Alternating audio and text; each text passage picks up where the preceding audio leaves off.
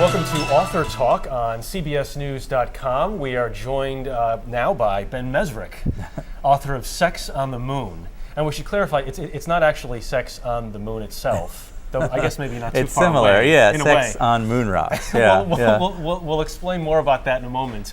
Ben, it's really good to have you here. Hey, thank you so much. I'm sorry. Ben, as you know, wrote The Accidental Billionaires and also Taking Down the House. Many of our viewers may be familiar with those. Bringing Down the House, yeah, Bringing Down the House with the MIT kids who took Vegas, and then Accidental Billionaires, which became The Social Network. So. Yep. My titles always get changed, but people know the project. You kind of made a name for yourself writing these stories of guys who beat the system. Yeah, to a certain extent. Like genius kids who kind of do something crazy and become rock stars along the way. That's kind of my beat. Yeah. And this is a bit about what Sex on the Moon is about too. Yeah, it's a brilliant kid he crosses that line though. This is a kid who was a genius who just did something really stupid because he fell in love, and it's a crazy story. It's kind of the most wild story that I think I've ever found.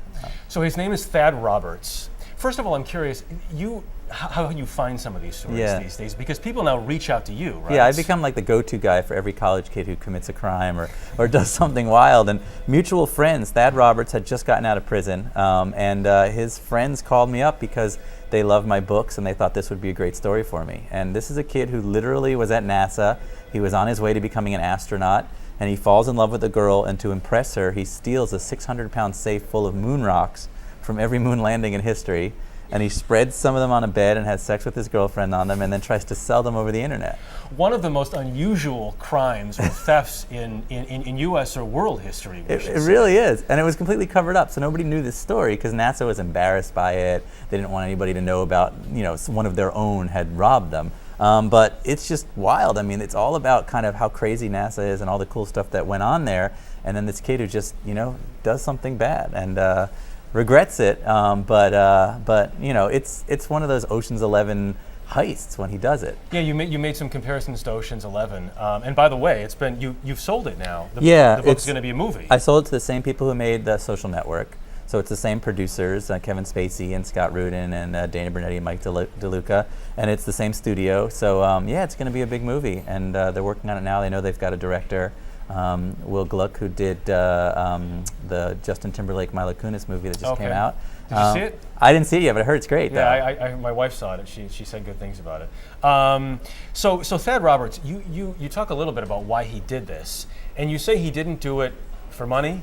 He didn't do it for power? Well, he did. There was a little money. Let's just say there was some greed involved, but it wasn't like he stole it to make millions of dollars, even though a single gram of moon rocks was once offered for $5 million. And he stole this huge safe, which had a whole bunch in it. He just tried to get $100,000, but really he was trying to be this James Bond kind of guy. He even had the James Bond theme song playing in his head when he did it. He needed to be loved. He needed to feel cool. And I always write about these geeky guys who can't get laid. And this is a geeky guy who actually didn't have any trouble getting laid, but the problem was he just never felt important, and he wanted to be important.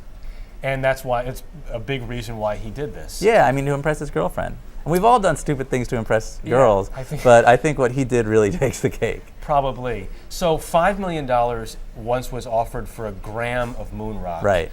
So then, kind of working that out, he stole 17 pounds worth. No, he only stole 100 grams. So there was a 17-pound safe that he was thinking about robbing. He ended up stealing a safe from his boss's office, which was a huge safe, but only had 100 grams. But what was interesting was it was a piece of the moon from every single moon landing in history. So as a collection, it's invaluable. And then there was also a little piece of Mars in there too. So, he stole a pretty valuable thing. How did they find him? Well, for 48 hours, they didn't even notice the safe was missing. And then eventually, what happened was he went on the internet and basically said, does anybody want to buy a moon rock? And this mineral collector named Axel Emmerman in Antwerp, Belgium, responded, but also then emailed the FBI and said, I think there's something going on. So the FBI got involved and slowly created this big sting operation. And Thad didn't realize he was emailing with the FBI. And so they set up this huge operation in Orlando, Florida, and they took him down in a restaurant. And everyone in the restaurant was an FBI agent. And Thad remembers walking in and looking around and realizing everyone's like 30 to 40 years old. But it doesn't dawn on him that's because every person there was an FBI agent. And they took him down in a parking lot, and he went to jail. He thought he might get, what, a year or two in prison, and he got 7.5 years. So he thought it was like a college prank. He knew he was going to get in trouble, but he didn't know it would be like that. But NASA took it very seriously. He had stolen a safe from his professor's office, and Gibson, this brilliant, eminent scientist, had his life's work in the safe as well. All of these notebooks, he says that had all of he'd been doing for the past 30 years, and those notebooks were never found. Thad says there were no notebooks. He never remembered seeing any notebooks. But NASA and the courts, sided with Gibson, and he went to jail for a long time. What did you make of Thad?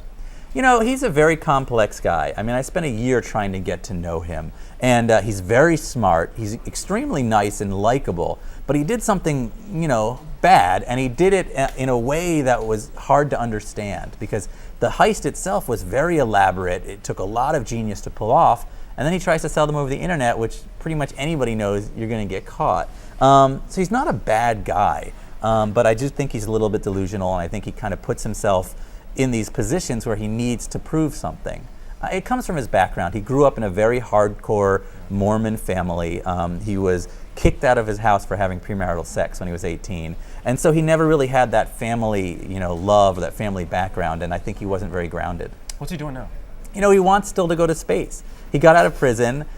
He's getting his PhD, and so he's a smart guy, but he's not going to give up. He's hoping to get hired one day, and I don't know. He's one of those guys who needs to control his instincts sometimes, but he is smart, so hopefully he'll pull himself together. Who's going to play him in the movie? I don't know who's going to play him in the movie. I would love to see. It's got to be like a young guy who can be really cool and athletic, but also work at NASA. So it's kind of an interesting, character. I think a Justin Timberlake would be awesome, someone like that. Rob Pattinson would be really cool. I have my, favorites, but I'm the author, so I have no control.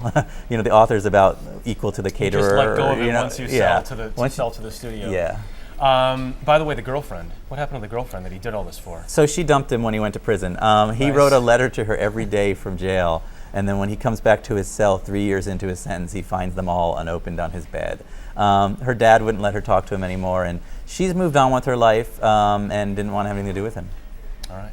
Ben Mezrich, author of Sex on the Moon. It's a very cool read. Thank you. Check it out if you get a second. We appreciate you stopping by. Hey, I appreciate it too, and I think it's my best title. You can't beat Sex on the Moon. No, as a wait, title. and by the way, you said the movie may be named this as well? I think so. My wife came up with the title, not me. This is the first title that she's come up with, so she's the dirty mind behind Sex on the Moon. But I can't imagine they would change this title. They've changed all my other titles. That's what I was going to say. They've changed all your other titles. Yeah, 21 was Bringing Down the House, and Yep. Social Network was Accidental Billionaires. So I'm hoping Sex on the Moon stays Sex on the Moon. Well, in the meantime, there's a book called Sex on the Moon. So we appreciate your time. Thank you very much. I appreciate it. Thanks It's very fun. much, Yeah, Ben. great seeing Good you. to see you, man. You've been watching CBSNews.com and Author Talk.